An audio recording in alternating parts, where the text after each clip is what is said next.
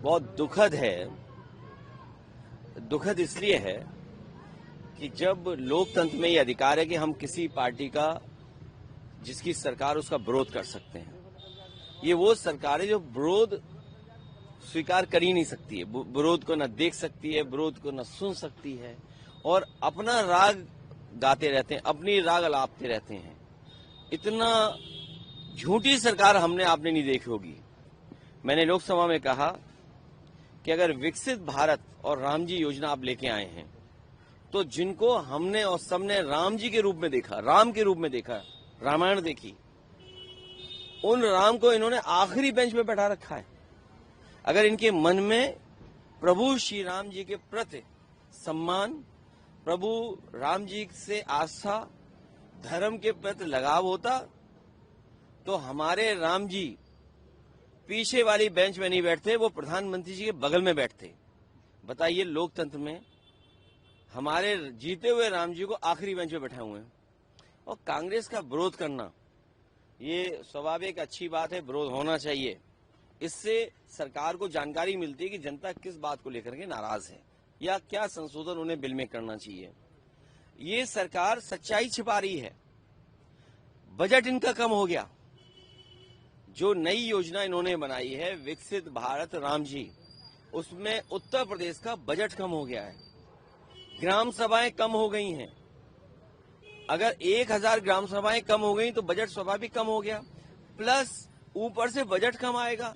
तो कांग्रेस जो आंदोलन कर रही है और कांग्रेस का हम अगर समर्थन कर रहे हैं तो इसलिए तो समर्थन कर रहे हैं कि दिल्ली वाले यूपी को ज्यादा बजट दें।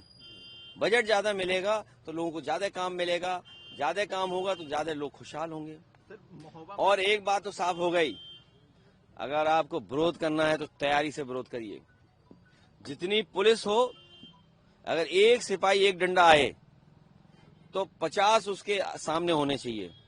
अगर 50 नहीं हुए तो डंडा ही खा जाओगे। इसलिए जब भी कोई प्रदर्शन हो, तैयारी के साथ प्रदर्शन हो। महोबा में सर एक बड़ी घटना सामने देखने को मिली। उद्घाटन के दूसरे दिन ही पानी की टंकी थी, वहां पे उसको मैंने कल भी बताया आपको कि जितनी भी भारतीय जनता पार्टी की सरकार में पानी की टंकियां बन रही हैं, वो भ्रष्टाचार का भार सह नहीं पा रही हैं। जो भ्रष्टाचार का भार है वो सह नहीं पा रही टंकियां, जिसकी वजह से टंकियां टूट रही हो। ये पहली घटना नहीं है। मुख्यमंत्री जी जिस समय लखीमपुर थे उस समय भी आप याद होगा कि पानी भरा, पूरी टंकी ढह गई, आगरा में ढह गई, उत्तर प्रदेश में जगह जगह ढह गई है। और इनको पता है कि इनकी टंकी अच्छी नहीं बनी है तो पानी भी पूरा नहीं भरते हैं, आधा पानी भरते हैं।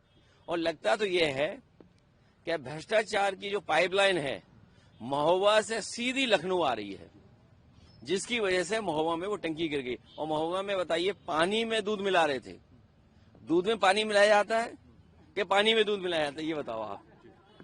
ये पहली सरकार है जो पानी में दूध मिला रही थी। बताइए आप, सफेद करके पिला रहे थे कि भाई सफेद कर दो, तो उसी में आपका वो हो गया, दूध हो गया। सर, इसके अलावा फॉर्म 7 को लेकर क्या सपा का डेलीगेशन मिलने जाने वाला था चुनाव? नहीं, टाइम देखिए, चुनाव आयोग से समय मांगा है और चुनाव आयोग का समय मिलते ही हमारे डेलीगेशन जाएगा।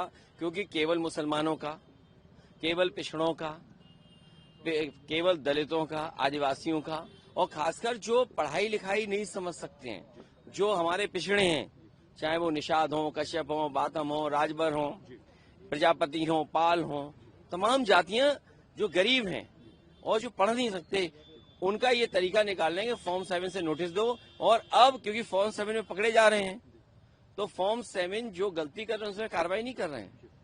अब ये नोटिस भिजवा रहे हैं जिससे गरीब आदमी अपना काम छोड़ के फॉर्म भरने लगे। योगी आदित्यनाथ ने कल कहा है कि वंदे मातरम का विरोध करना देशद्रोह के जैसा है। और कल वो परिषद में ये जेनजी लोगों ने नया शब्द निकाला है। ये जेनजी जो हैं बड़े जागरूक नौजवान लोग हैं, कम उम्र के हैं। उन्होंने सीएम का करप्ट माउथ निकाला है, कोई शब्द। मुख्यमंत्री बिष्ट जी, इन्हें पता ही नहीं हो क्या रहा है, इन्हें पता ही नहीं क्या हो रहा है। वंदे मातरम का स्वागत सबने किया, लेकिन वंदे मातरम को कौन नहीं स्वागत करता है? हम वंदे मातरम को हालांकि मुख्यमंत्री जी जानकार कुछ नहीं है। AR रहमान, एक मिनट, AR रहमान का गाना लगाना, वंदे मातरम। माँ तुझे सलाम, क्या ए आर रहमान ने नहीं गाया गाना?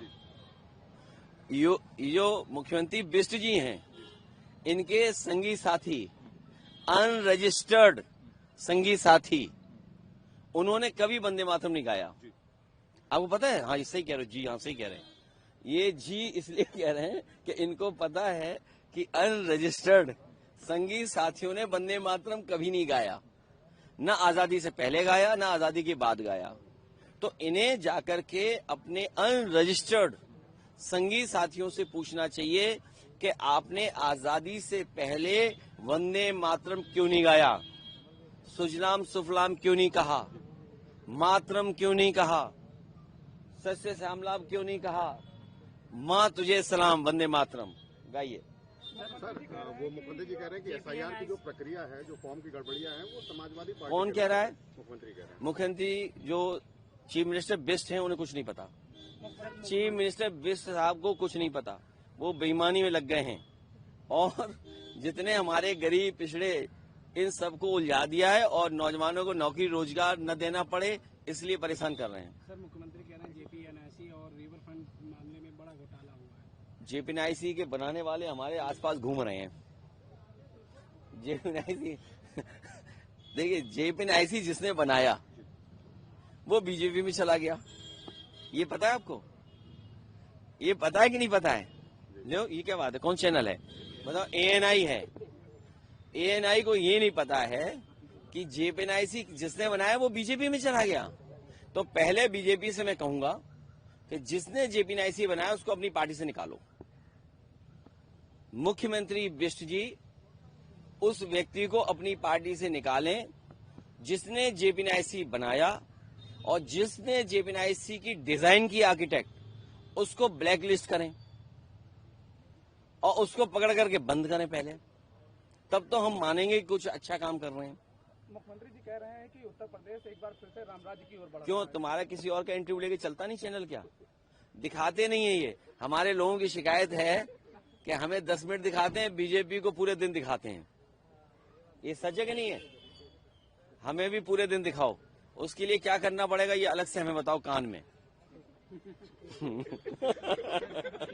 भगवंत मान की तबीयत खराब हुई है सर, वो अस्पताल में भर्ती हुए हैं। पंजाब के सीएम सर भगवंत मान, उनका स्वास्थ्य अच्छा हो, स्वस्थ रहें, ये हमारी कामना है। हॉस्पिटल को बम से उड़ाने की धमकी भी दी गई है। हमारी यही उनके लिए शुभकामना है कि वो स्वस्थ जल्दी हों। क्या था? मुख्यमंत्री जी कह रहे हैं कि उत्तर प्रदेश एक बार फिर से रामराज्य की ओर बढ़ रहा है, तो इसको किस तरीके से देख सकते हैं? जब ये अपने राम जी को आखिरी बेंच में बैठा रहे हैं तो कैसे ये राम जी लाएंगे राम राज? आखिरी में बैठा रहे हैं। सोचिए, जो राम है उन्हें आखिरी बेंच में बैठा रहे। राम को आखिरी बेंच में बैठा सकते हैं? बीजेपी वाले बेंच से बाहर हो जाएंगे इस बार विधानसभा चुनाव में। इन्हें बेंच ही नहीं मिलेगी बैठने के लिए।